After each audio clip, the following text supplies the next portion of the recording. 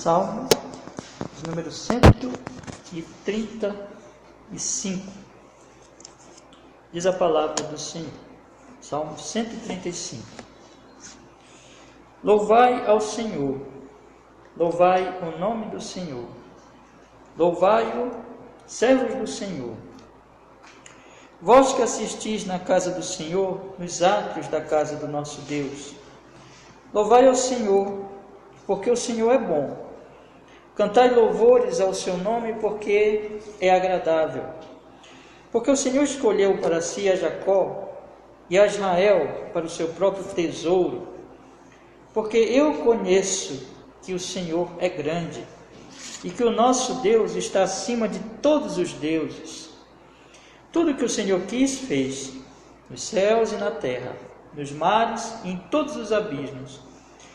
Faz subir os vapores das extremidades da terra, faz os relâmpagos para a chuva, tira os ventos dos seus tesouros.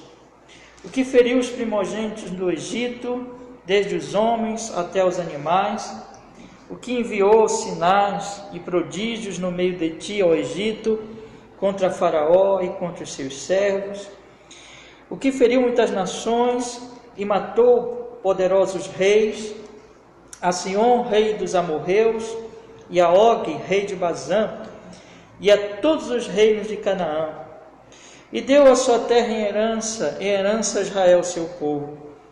O teu nome, ó Senhor, dura perpetuamente, e a tua memória, ó Senhor, de geração em geração.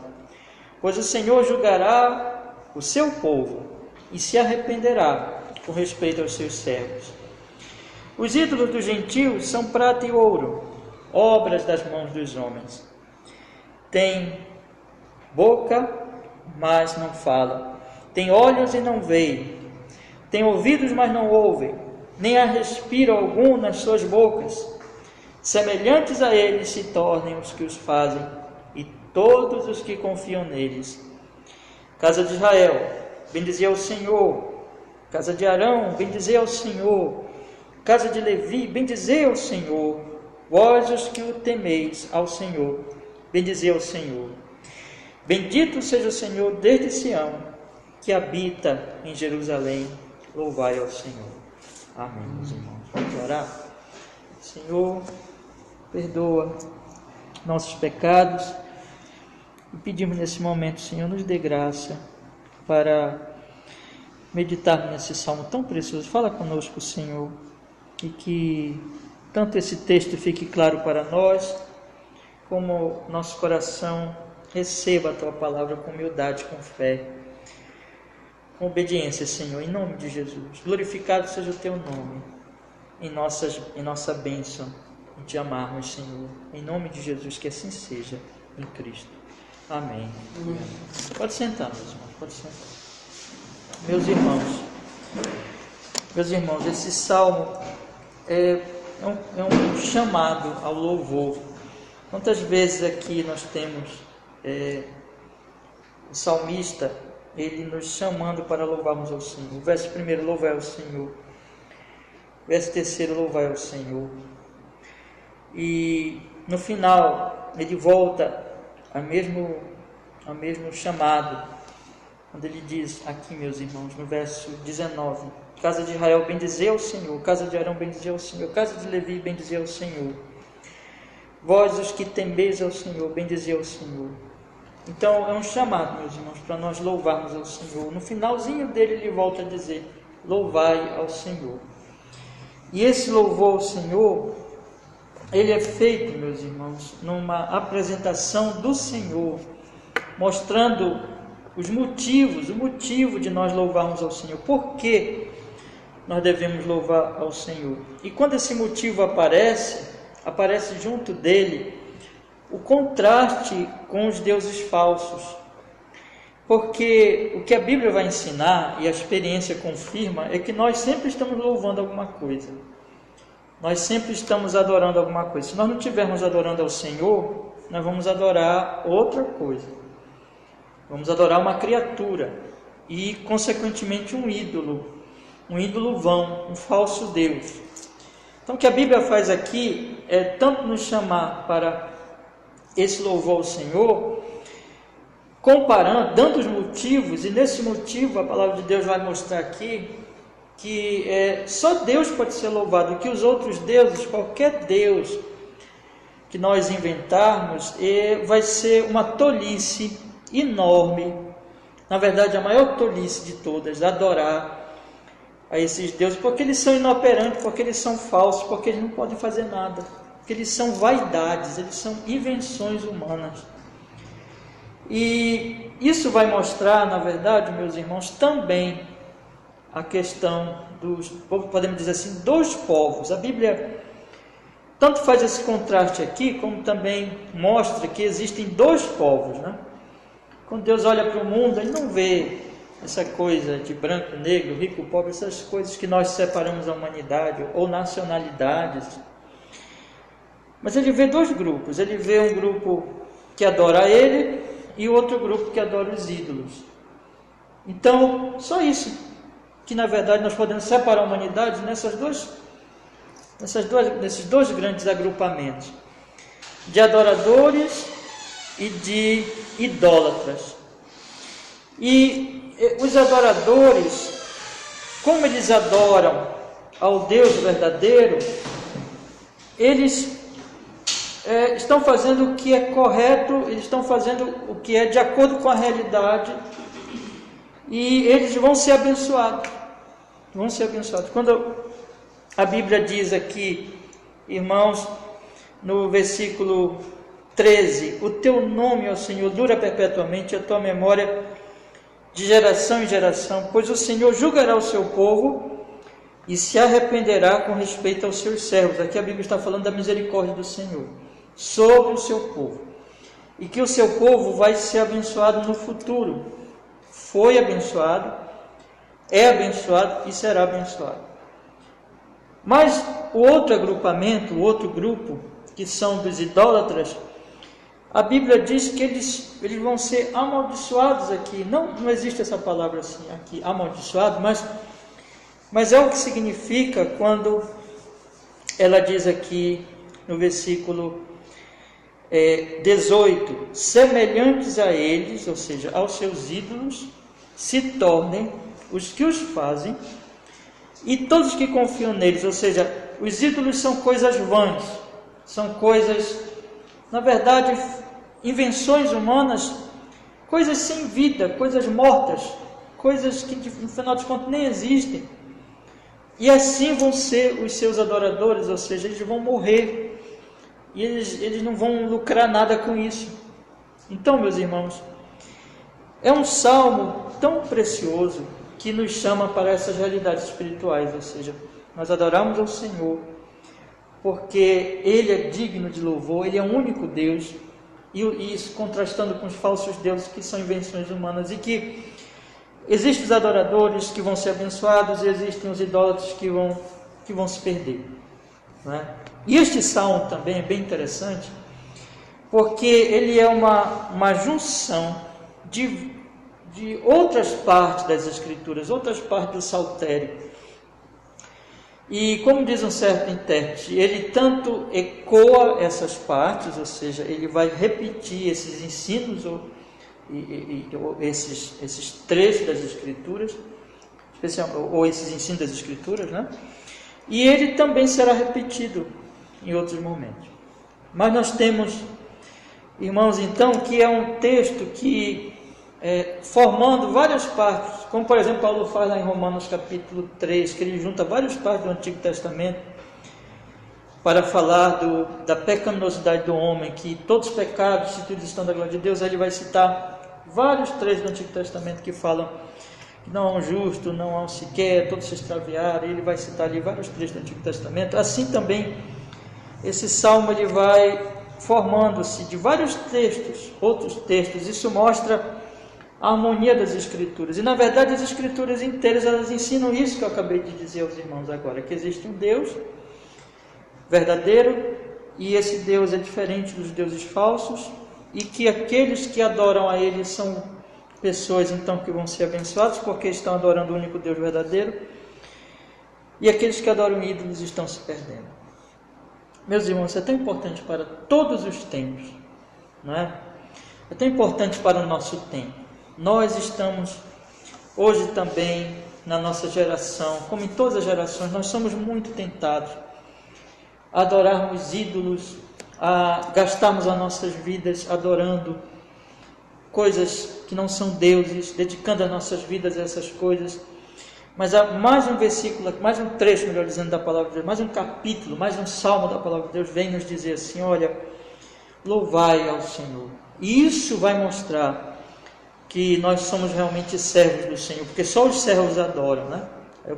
É o que o salmo vai mostrar. Que a quem eu adoro é a quem eu sirvo, para o que eu vivo, para o que eu dedico a minha vida. Então, se eu adoro ao Senhor é porque eu sou dele, mas se eu adoro ídolos é porque eu não sou dele. Isso vai então mostrar também a realidade da nossa vida. Então, isso é muito importante para o nosso tempo, como para todas as gerações, não é para o nosso tempo. Temos um tempo hoje, as pessoas adoram tantas coisas, né? A idolatria ela é sempre a mesma, em princípio, é adorar alguma coisa que não é Deus, e pode mudar. Antigamente eles faziam aquelas figuras, aquelas estátuas, representando as suas divindades, mas hoje continuam fazendo. Nós temos aqui em Belém, por exemplo, o sírio, né? Mas isso, na verdade, é apenas uma expressão de uma idolatria que nem sempre se manifesta assim. A idolatria do coração, a idolatria que leva a pessoa a adorar dinheiro, a adorar a família, a adorar bens, adorar o trabalho, a adorar questões políticas. Esse é um período, de vez em quando eu estou aplicando em relação a isso, porque na pandemia isso ficou tão evidente, a idolatria política. Nosso coração, ele é uma fábrica de ídolos, meus irmãos, e nós temos que ter muito, muito cuidado. Mas a Bíblia aqui nos ensina a nós adorarmos ao Senhor. É um salmo grande esse. Então o que eu vou fazer hoje com vocês é, na verdade, dar uma visão deste salmo, passando por cima mesmo, um voo, meus irmãos, panorâmico, olhando o ensino geral dele. Nós podemos dividir o salmo em 3 partes. Gostaria de sugerir aos irmãos aqui. Do primeiro verso até o versículo 14, a maior parte do salmo, nós temos exatamente esse convite ao louvor e o motivo de nós louvarmos ao Senhor. Então vamos louvar. E por que nós vamos louvar? Esse trecho inteiro ele nos ensina isso. Do versículo 15 até o versículo 18, a Bíblia vai falar dos falsos ídolos e vai mostrar com isso como é absurdo viver para eles e qual o resultado dessa adoração idolátrica. E do verso 19 até o finalzinho, 3 versículos, é um convite a que todo Israel louve ao Senhor, com ênfase na questão de que existem os sacerdotes, existem os levitas e existe a nação em geral. Todos são convidados, são chamados a louvar e adorar a Deus, então, nos seus papéis, naquilo que o Senhor, no papel que o Senhor o colocou.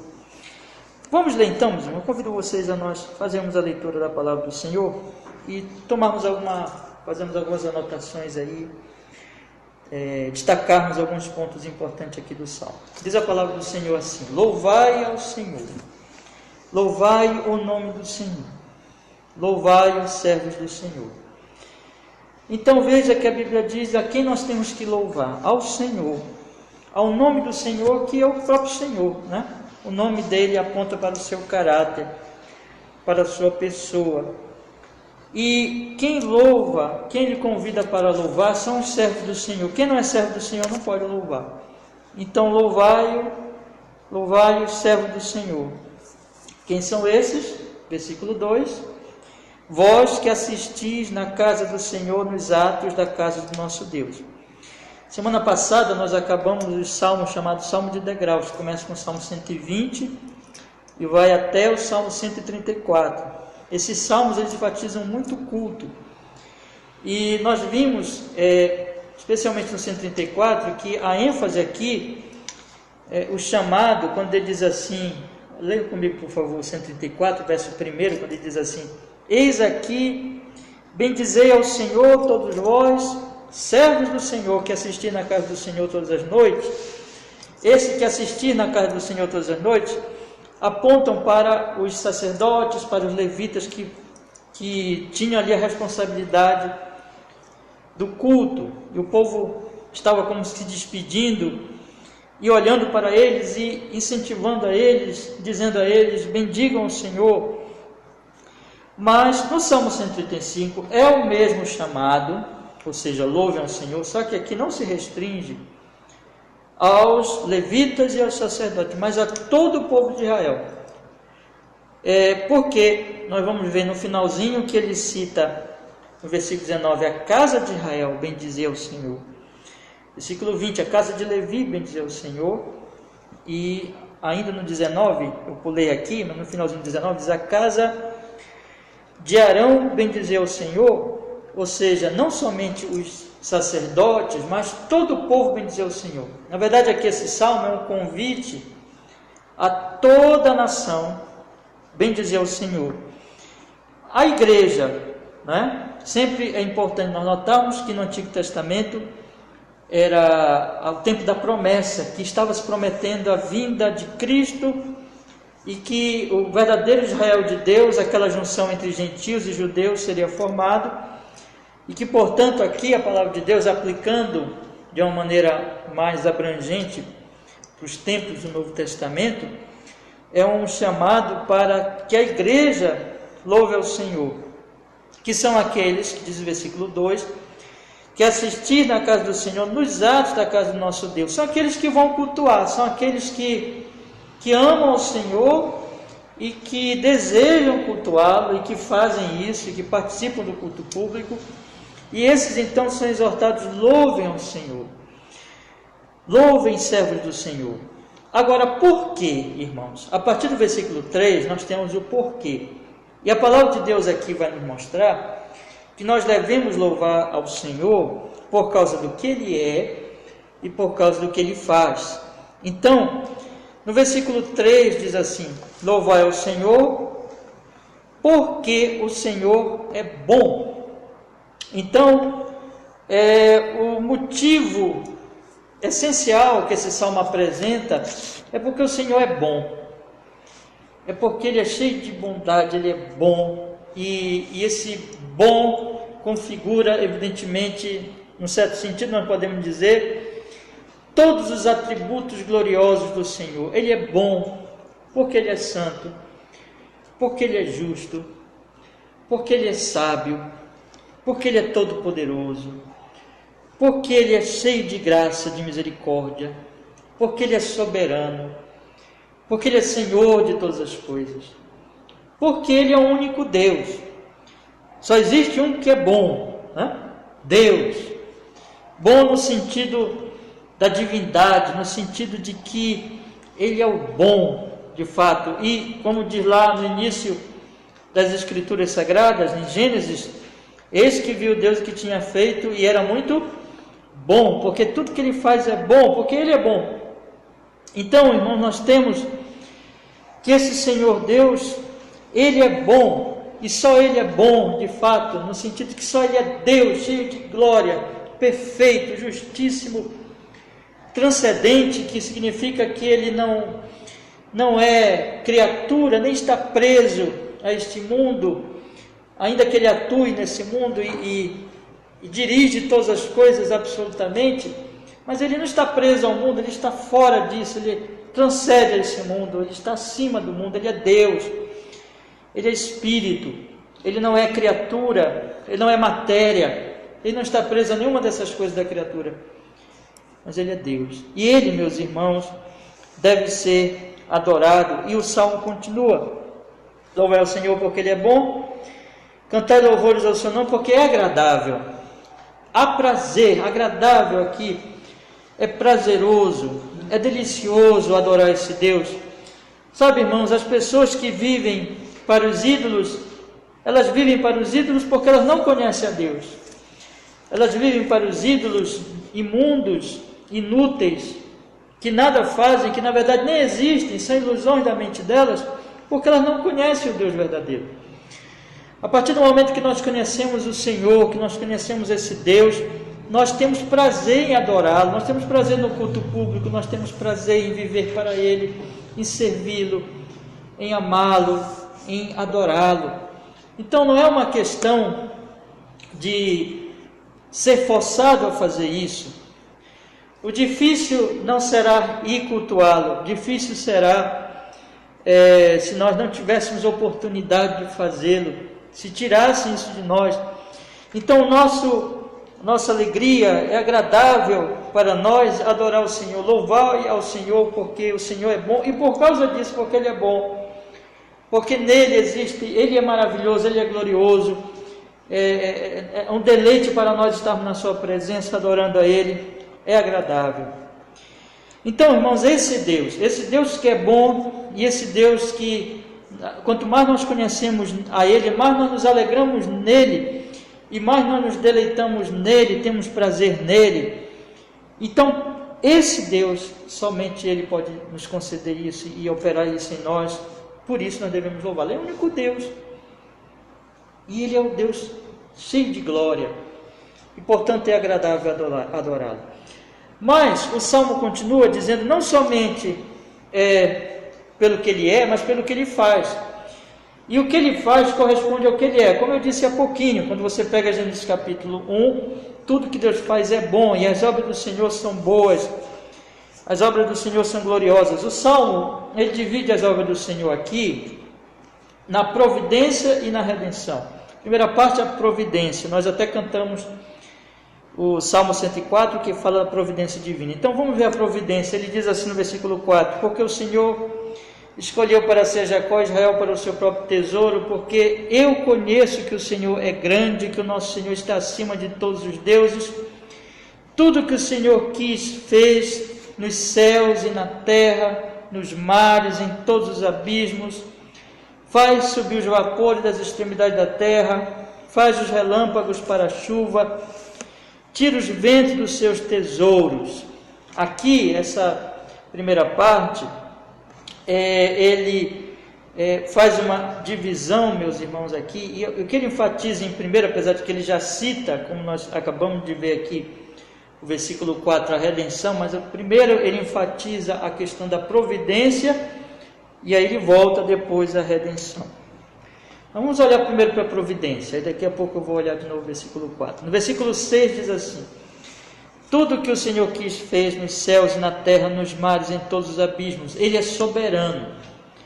A Bíblia diz que Ele faz o que Ele quer. A palavra de Deus diz que Ele não faz nada dependendo da criatura. Que fica bem claro, tudo que o Senhor quis, fez, no céu e na terra, nos mares e em todos os abismos. Ele é absolutamente soberano e Ele criou todas as coisas, Ele mantém todas as coisas, Ele dirige todas as coisas. Nós estudamos aqui, domingo retrasado, no Catecismo Ortodoxo, sobre a providência divina, a providência do nosso Pai. Então, Ele faz tudo o que Ele quer, irmãos. Ele é soberano absolutamente nos céus, na terra, nos mares, em todos os abismos. Faz subir os vapores das extremidades da terra, que são, podemos entender, as nuvens, não é? Faz os relâmpagos para a chuva, tira os ventos dos seus tesouros, ou seja, o Senhor dirige a criação, o Senhor dirige os eventos, o Senhor está por trás das chuvas, dos raios, das nuvens e de tudo. Aqui a Bíblia cita, né, algumas coisas, lá no Salmo 104 cita muito mais ventos e criaturas e mostra que tudo está dependendo do Senhor, mas aqui está a doutrina da providência. Irmãos, o Senhor não está, eu falei ainda há pouco da doutrina da verdade, que Deus é transcendente, ou seja, que Deus não está preso a este mundo, mas Ele está acima deste mundo. Mas Ele, quando dizemos que Ele é transcendente, não dizemos que Ele está ausente, ou que Ele virou as costas e foi embora, muito ao contrário, mas que Ele é o Deus da providência, que Ele está dirigindo tudo, Ele está mantendo tudo, Ele está operando através de todas as coisas. Então nada se move, nele nós existimos, nele nós nos movemos. Então esse Deus verdadeiro é o Deus que controla todas as coisas, meus irmãos. Essas coisas são importantes, porque daqui a pouco, quando nós chegamos ali na parte dos deuses falsos, é que vai parecer bem esse contraste. Mas ele dirige tudo, ele é a fonte de tudo, ele é a fonte da vida e ele dirige todas as coisas. Mas, meus irmãos, o salmista ele começa a falar no versículo 7, no versículo 8 em diante, da redenção. Ele diz: o que feriu os primogênitos do Egito, desde os homens até os animais, o que enviou sinais e prodígios no meio de ti, ó Egito, contra Faraó e contra os seus servos, o que feriu muitas nações e matou poderosos reis, a Sion, rei dos amorreus, a Og, rei de Bazã, e a todos os reis de Canaã, e deu a sua terra em herança a Israel, seu povo. Meus irmãos, observem que aqui ele faz um resumo de toda a história de Israel, desde o Egito, resumo mesmo, né? Desde o Egito, desde que ele feriu os primogênitos, desde que ele libertou Israel da escravidão do Egito, e o principal praga que ele lançou foi a morte dos primogênitos, mas teve outros sinais, que são as outras pragas, conforme o versículo 9, contra Faraó e contra os seus servos, e ele trouxe o seu povo, feriu nações, matou reis, destituiu, tirou esses povos das suas terras e deu Canaã por herança de Israel, seu povo, versículo 12. Então ele faz um resumo aqui da redenção de Israel, quando o Senhor tira Israel do Egito e traz Israel para Canaã, para a terra prometida. Mas por que ele faz isso, irmãos? Porque Israel é um povo especial, é um povo diferente, é um povo melhor do que os outros? Não. Porque ele escolheu Israel. Olha o que ele diz no versículo 4, aí nós vamos voltar para o 4.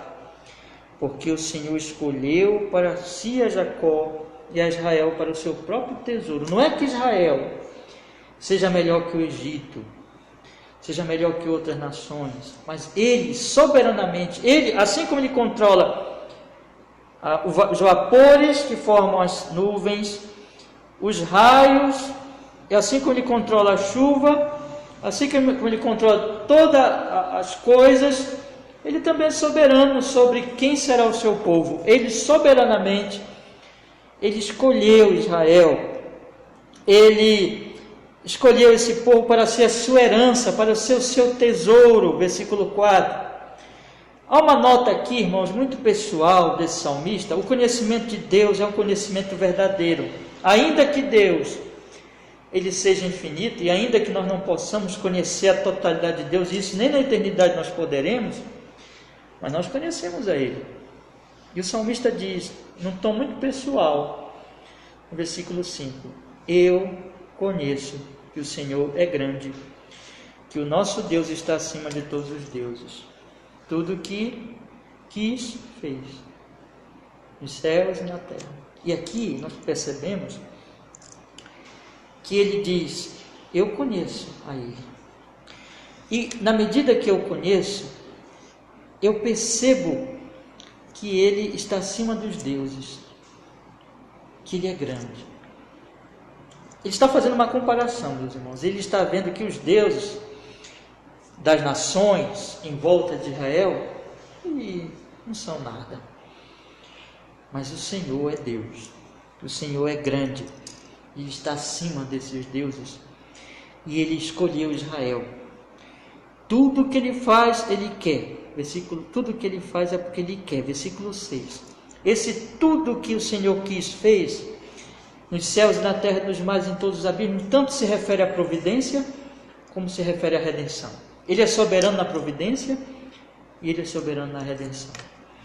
Tudo que o Senhor quis, Ele fez. Ele é soberano. O salmista diz, eu o conheço. Eu conheço que o Senhor é grande e que Ele está acima de todos os deuses. Veja, irmão, na mente do salmista, ele está comparando o Senhor com os outros deuses. Então, ele diz, o Senhor domina tudo. O Senhor salvou Israel, escolheu, não porque eles fossem melhores que os outros povos, mas soberanamente, livremente escolheu esse povo, tirou do Egito, trouxe para Canaã, e é um povo cheio de pecados, cheio de falhas, é um povo que ele tem que repreender, é um povo que ele tem que punir. Mas olha o que ele diz, meus irmãos. Vamos ler o versículo 12 e o 13, por favor. Ele diz assim: e deu a sua terra em herança a Israel, seu povo.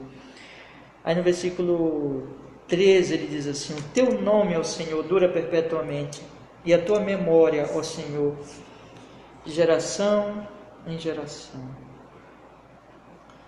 Ele diz assim, irmãos, agora ele aponta para o futuro. Se nós formos acompanhar o movimento do Salmo é o seguinte: você tem o salmista dizendo que tudo que o Senhor quis, fez, passado, né?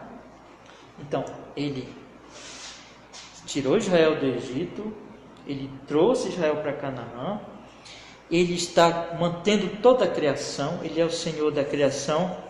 Mas aí quanto ao futuro, quanto às próximas gerações, ele diz: o teu nome, ó Senhor, dura perpetuamente, e a tua memória, ó Senhor, de geração em geração.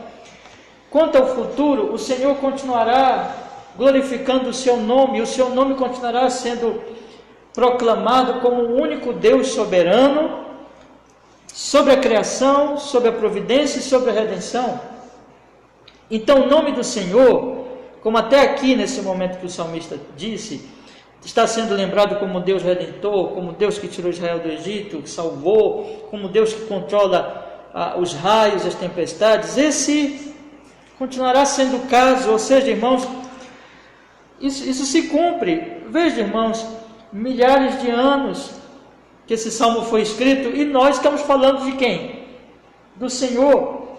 Aqui está a Escritura testificando, e nós podemos olhar para trás desde o tempo do salmista e ver, aquele Jesus nem tinha vindo ainda, e o Senhor Jesus veio, e o Espírito Santo veio no Pentecostes, e a igreja continuou se expandindo e chegou até o nosso tempo. Nós podemos dizer que é verdade isso. O teu nome, ó Senhor, dura perpetuamente, e a tua memória, ó Senhor, de geração em geração. Nós somos uma geração muito, muito posterior da geração do salmista, e nós estamos aqui falando dele hoje à noite. Vocês saíram das suas casas hoje porque vocês conhecem ao Senhor, e porque vocês vieram junto aqui comigo, nós viemos adorar esse mesmo Senhor do salmista. Então isso aqui está se cumprindo, irmãos. E isso vai continuar se cumprindo para sempre. O nome do Senhor é o único que prevalecerá.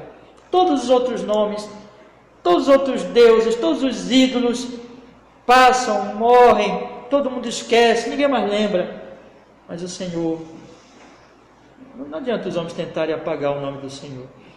O Senhor continuará sendo Deus, e o seu nome continuará sendo honrado de geração em geração por aqueles que o amam, por aqueles que o adoram.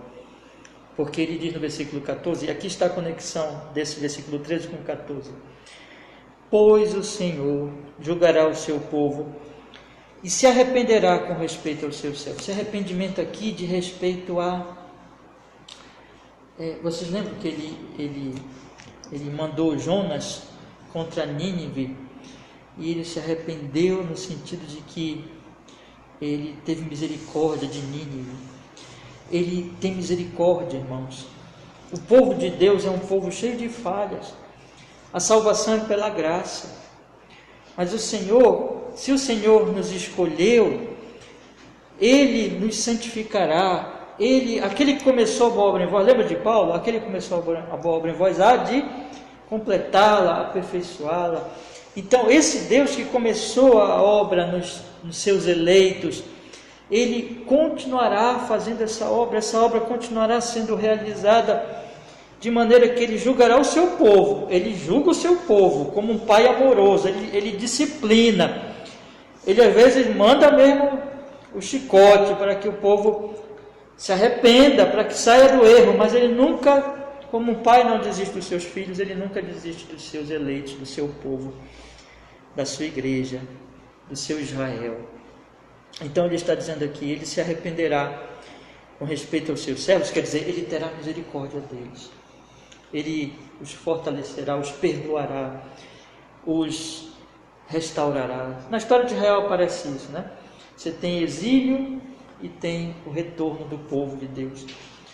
Porque o Senhor nunca esquece a sua aliança. E de fato os verdadeiros eleitos lá do Antigo Testamento, nenhum se perdeu. e os verdadeiros eleitos da nova aliança, né? Os que estão na nova aliança, na verdade, são os eleitos, né? Quem está na nova aliança, porque ele é eleito, também não se perderá. Aí, meus irmãos, vem a parte dos ídolos. Aqui está o contraste. Vamos ler então? Veja o que ele diz no versículo 15. Quando você entende todas essas coisas, você percebe o contraste que o salmista quer fazer com os ídolos. Porque ele diz assim: o que são os ídolos, enfim? Olha só o que ele diz.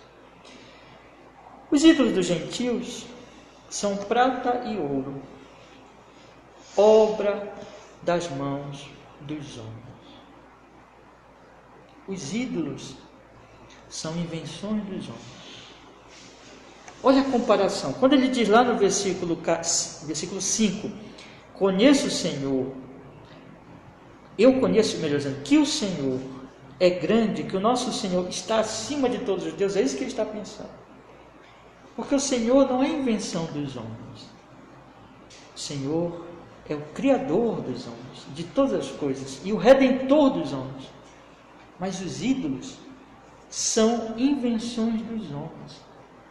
Portanto, é invenção, é fabricação humana. Não tem vida. É uma ilusão. Os homens fazem esses ídolos e oram a eles. Fazem esses ídolos e confiam neles. Por exemplo, pega o seu dinheiro e diz: o dinheiro é o meu ídolo, por exemplo, e confiam nele. Mas os ídolos são coisas mortas. São coisas que não têm vida. Se são criaturas humanas, se são invenções humanas, se os homens atribuem a eles divindade, eles não vão ser divindade por causa disso. Eles vão continuar sendo coisas mortas, inoperantes, que não podem salvar. Por isso o salmista, ele continua, ele diz: são prata, ouro, obra das mãos dos homens, tem boca, mas não fala, tem olhos, não veem, tem ouvidos, mas não ouvem, nem há respiro nas suas bocas, não tem fôlego, não respiram, não tem vida. Aqueles então que confiam neles estão confiando em coisas mortas, estão pondo a sua fé em algo inanimado, morto, sem vida, que não pode salvar, porque não se move, porque não fala, porque não ouve, porque não respira, porque não existe.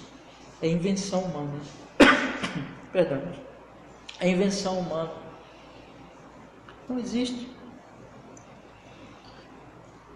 Quando eles então, e essa é a conexão, meus irmãos, se eles são coisas que têm boca, mas não falam, têm olhos, mas não veem, têm ouvidos, mas não ouvem, não há respiro algum nas suas bocas, quando as pessoas confiam neles, o que é que acontece com eles? Elas serão salvas?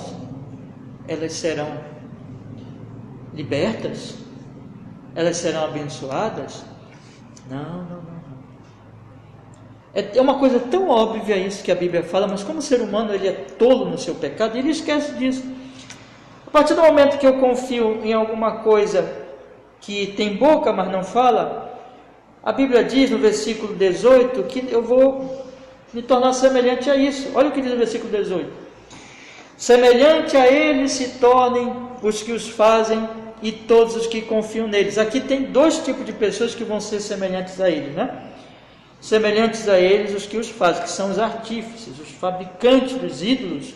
Eles vão se tornar igual aos seus ídolos, mas não somente esses vão se tornar igual aos seus ídolos, mas aqueles que confiam no que esses fabricantes fazem.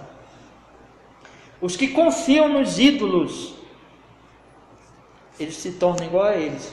Isto é, não vão poder falar, versículo 16, não vão poder ver, ainda no 16, não vão poder ouvir, no 17, não vão poder respirar, no 17, vão ser semelhantes ao ídolos, vão ter boca, mas não vão falar, vão ter olhos, mas não vão ver, vão ter ouvidos, mas não vão ouvir, não vão respirar. Em outras palavras, vão ficar igual os ídolos, mortos.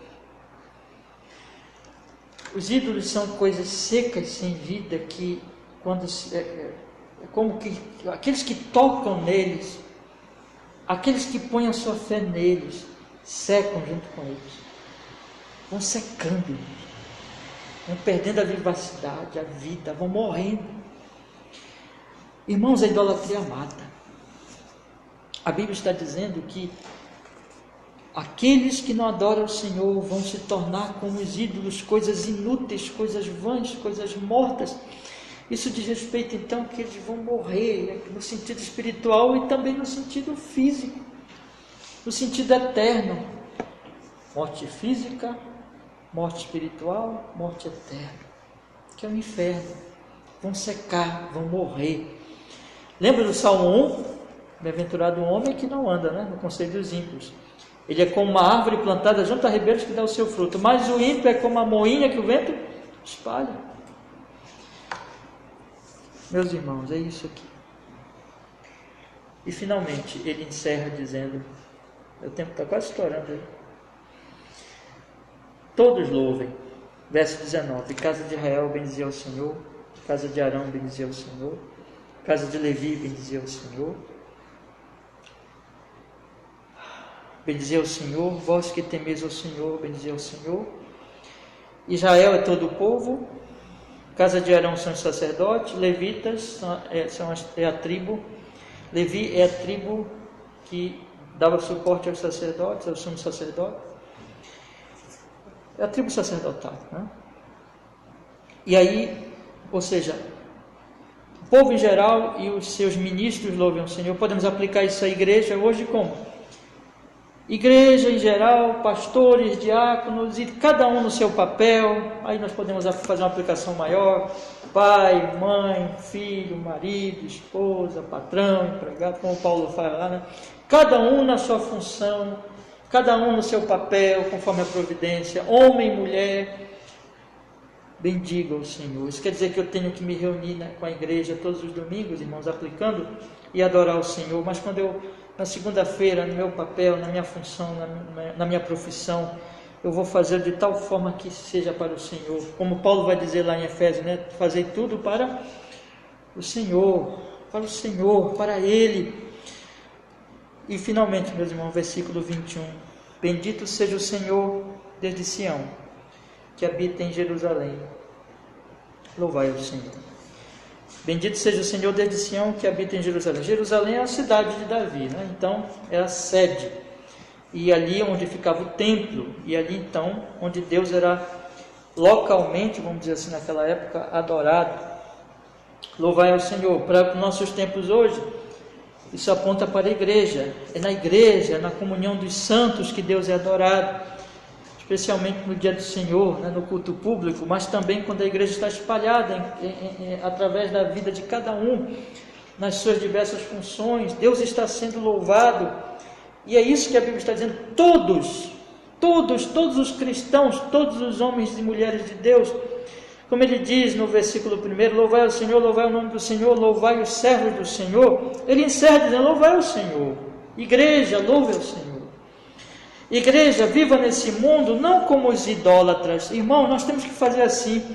O mundo sai para trabalhar na segunda-feira, terça, quarta, quinta, para adorar o trabalho, para adorar o dinheiro, para adorar um ídolo. Nós vamos trabalhar para o Senhor. O mundo, ele casa, ele tem uma esposa, um marido, filhos, para adorar essas pessoas, para torná-los ídolos. Nós não, nós devemos ter a nossa família para o Senhor, e assim fazer tudo, irmãos. Adorem ao Senhor, vivam para Ele, honrem a Ele, porque se nós não fizermos isso, nós vamos estar fazendo outra coisa, que é adorar ídolo, e adorar ídolo é adorar algo sem vida, que vai tornar a pessoa também sem vida. Mas adorar o Senhor é adorar o único Deus verdadeiro, que nos promete no versículo 13, que o nome dele vai durar para sempre, e que ele se arrependerá com respeito aos seus servos, que ele vai julgar o seu povo, mas que ele vai se arrepender com respeito aos seus servos, ou seja, que ele terá misericórdia e nenhum desses vai se perder, mas todos serão salvos e muito abençoados, com a maior bênção de todas lá na glória, lembrando de Apocalipse, que é estar com ele para sempre, sem pecado, na Nova Jerusalém. E é isso que esperamos, irmãos. Eu queria encerrar então, apenas aplicando algumas breves palavras, irmãos. Primeiro, queridos irmãos, adorem só a Deus. Adorem só a Deus. Em Jesus Cristo, Filho amado. Resistam aos ídolos. Nós vamos ser tentados pelos ídolos, mas vamos resistir, vamos adorar só o Senhor. E, em segundo lugar, quando os ídolos aparecerem, eles vêm de várias formas, vamos lembrar disso. Os ídolos, o Senhor é Deus, Criador, Redentor, Salvador, e por isso nós devemos adorar. E os ídolos são nada. E aqueles que adoram os ídolos morrem, e aqueles que adoram o Senhor são vivificados. Então vamos lembrar dessas verdades do Salmo. Que o Senhor seja conosco. Amém. Vamos orar? Senhor nosso Deus, obrigado, Senhor, pela Tua palavra, e que nós possamos ser grandemente edificados e fortalecidos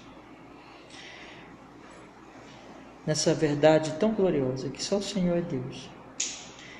E nós, Senhor, possamos conhecer-te cada vez mais, amar-te cada vez mais, e viver nas nossas vidas nessa adoração, resistindo a toda idolatria, por Cristo Jesus nosso Senhor. Faz isso, Senhor. Louvado seja o Teu nome cada vez mais, hoje e sempre em nosso viver. Muito obrigado, Pai, porque nos salvaste, nos redimiste. Que a nossa vida expresse cada vez mais nosso amor e adoração ao Senhor em Cristo Jesus. Que assim seja. Amém.